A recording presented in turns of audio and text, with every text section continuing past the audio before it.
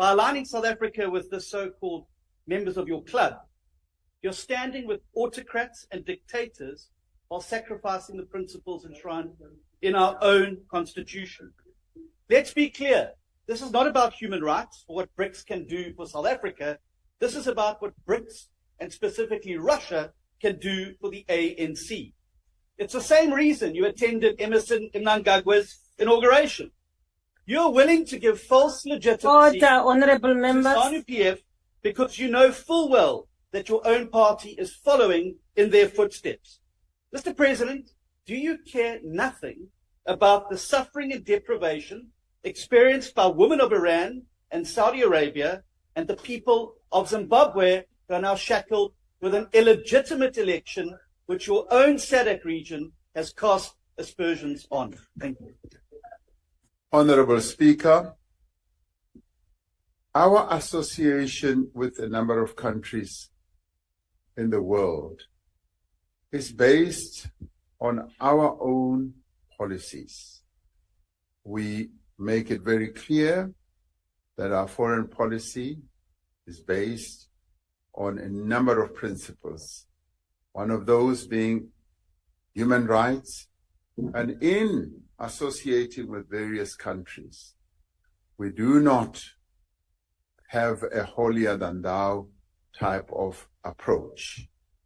We actually communicate very clearly what our policies are, and through exchanging views, through outlining what our own positions are and our principles and values, we hope and trust and work for also a deep understanding of our views, and also hope and work for them to be able to see what it means to adhere to universal values, such as those enshrined in the UN Declaration of Rights. And this one is able to do when you interact with people. This one is able to do when you exchange views with them. This one is able to do when they actually see the extent of what your principles and values are.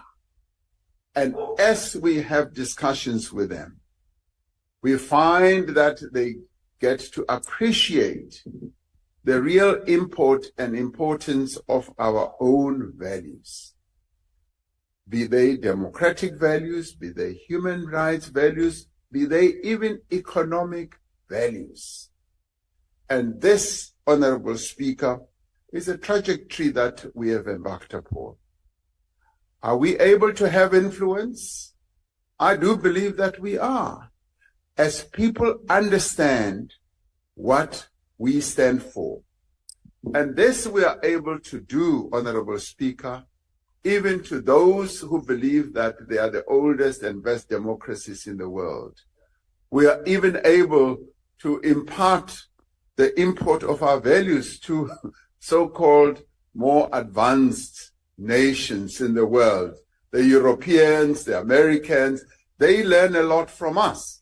And we will not stop from showcasing what our values are and what human rights that we have in this country are all about. So shying away from other countries, which has never really been our foreign policy thrust. We are friends with all countries in the world. We are enemies of none. And so therefore, those who would want us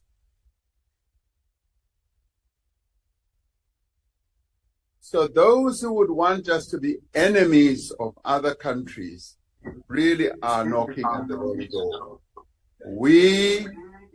We impart our values to others.